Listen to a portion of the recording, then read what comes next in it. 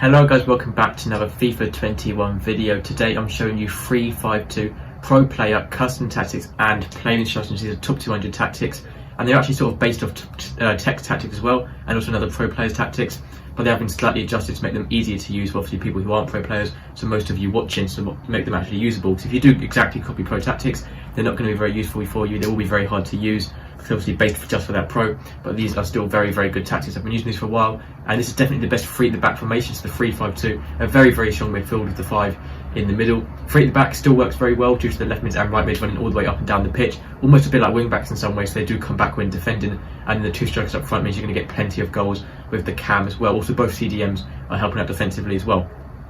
So I'm going to start off with the custom tactics and then play instructions, and then on some analysis at the end. So for the defensive style, we are using balanced this time. Obviously it is the most balanced to use, not really much reason to change that, so we're going to stick with balanced. For the width, I do recommend using 5 width. The reason for this, I sometimes do use 4 width, but if it's a 5 at the back formation, but it's obviously 3 at the back, not too far off 5 at the back, because the wing backs are sort of a bit like left mids and right mids in this formation. But I just recommend using 5 at the back, so the centre backs a little bit more spread out to give you a bit more chance of defending on the wings. For the depth, I recommend using 5. Now I do always say go with 7 for that automatic offside trap you get from a 7 and above depth, but just in this case, due to it being 3 at the back, making it harder to defend, I do recommend going 5, because this also means that your fullbacks, your left mids and your right mids will come back into the fullback position when defending sometimes as well, and that is really what you need to help defending. The offensive style, I recommend using balanced. The reason for this is it's most unpredictable for your opponents, it sort of gives you the most of everything, and it is the best to use. So I do recommend using balance in this case. Width, I do recommend using 4. The reason for this is to make the formation a bit narrower, but sort of making it more aggressive going forward. Wide formations can still be very attacking, but sometimes narrow formations are still very good as well. And when you've got a very solid midfield like this, using 4 width can actually work really well. It's what the pros use, that's why I'm just going to stick with this. Players in box, I recommend using 6 to help overload the box. So this FIFA, overloading the box, is the main thing when attacking.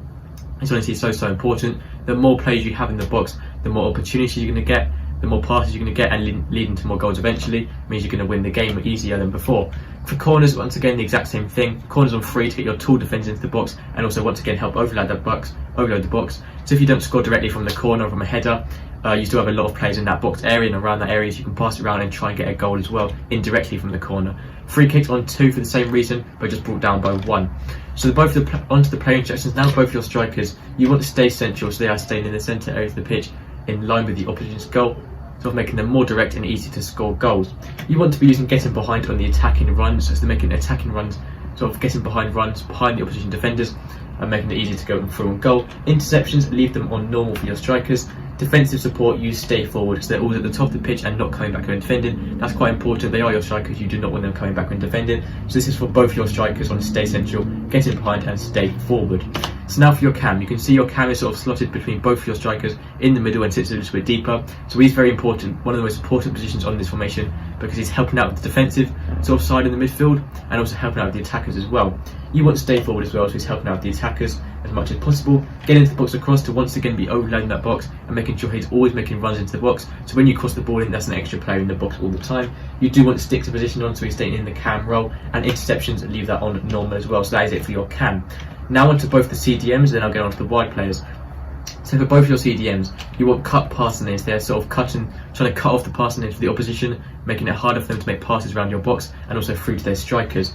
Attacking support, you want on stay back while attacking, staying back in their CDM position and not pushing up when defending. That's very important. It's only 3 at the back. You do not want your CDM pushing up as well. You want all the defensive help you can get. Okay guys, sorry about that, my camera did die, but we're now carrying on to the CDM. So I just say about cut passing and stay up while attacking. And defensive support, you want cover centre, so he's staying in the same CDM position in the centre of the pitch as well and not drifting out wide. So that is it for now. For those, now onto the left mids and the right mids.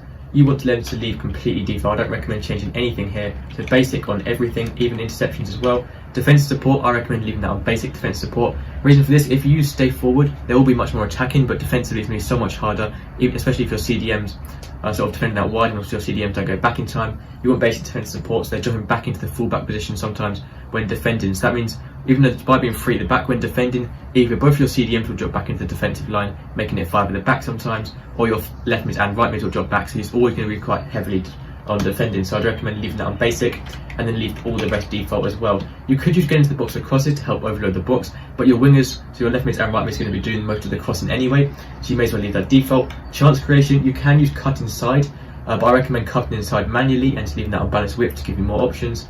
Support runs, you could use getting behind as well if you want to, but I feel like it doesn't work too well, especially if you're left mid and right mid, because you want to have them for more passing options. So I leave them on default. Just leave everything on default for your left mid and right mid is what I'm basically trying to say.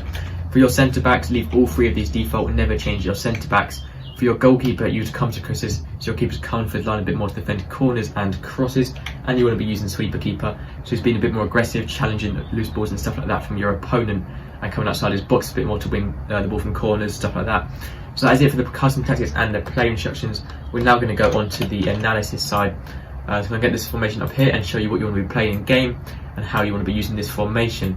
So we've got the formation here. So you can see, first thing you may notice about this formation, there's a lot of triangles and there's also actually sort of a diamond shape sort of hidden in this formation. The diamond shape is here with your cam, both your CDMs and your centre back. It's a risky diamond to play because it's very much from cam being attacking and centre back being all the way down to defensive. So it's quite a big diamond shape, but that middle centre back, sometimes it can even act a bit like a CDM. That should be your best centre back on the ball, and also your slow centre backs. You want your sort of outside centre backs to be the slightly faster ones. The best one on the ball I recommend having here, the best at passing as well, so you can pass in this diamond shape as well, holding the ball, waiting for your attacker to make good runs. Most important thing on FIFA is holding possession, because the longer you hold possession for, the more chances you have your strikers or your left mids and right mids making good runs behind. It doesn't matter what formation you're using, it's the same rule, and the more you hold onto the ball, if you're on the ball, you're never ever going to concede, are you, because your opponent can't get the ball. Just hold onto the ball, be patient. It may feel boring at first, but it does pay off when you make a good run forward with your strikers, and then you can get a goal in. More importantly than that diamond shape is the triangle shape here, because it's less risky and it's sort of easier. It's obviously not better to use, but it is definitely less risky than passing it with your centre backs. If you have the ball with your centre backs, it can be quite risky sometimes, because if you do lose the ball, you're most likely going to concede. But this shape here is the shape you want to be using the most, with the CDMs and the cam, passing it around as patient football, waiting for both your strikers to make forward runs behind, or your left mids and right mids to make good runs as well. So all you have to do is just pass it, just like so, to either one of those strikers or attackers who makes good runs. So now we've got this triangle shown. I'm going to show you another shape as well, which we sort of have a bit more hidden. There's sort of a triangle with the centre backs here. It's a risky one, but it's still a triangle, I guess. Both sides like this.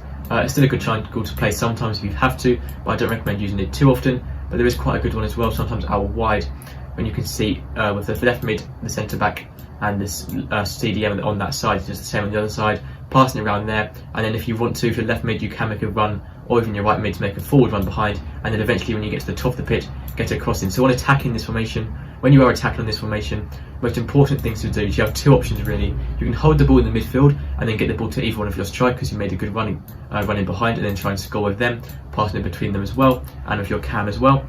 And then the left mid and right mid, you can either get the ball to them, they can run down the wing and then cross it in at the top for your strikers. That's why using getting to the box across, helping overload the box is really good, because when you do crossing the ball for your left mids and right mids, there's going to be much more options there, more people to cross it into, more people in the box to score those headers and corners. And you can also win a corner from that as well. So that's actually most of the stuff from this formation. That's the 3-5-2 formation, guys. So thank you so much for watching. It would really mean a lot if you could subscribe. It really helps me out, really helps the channel grow. But that's going to be everything for today. So thank you for watching. I hope you enjoyed the tactics, and I'll see you next time. Goodbye.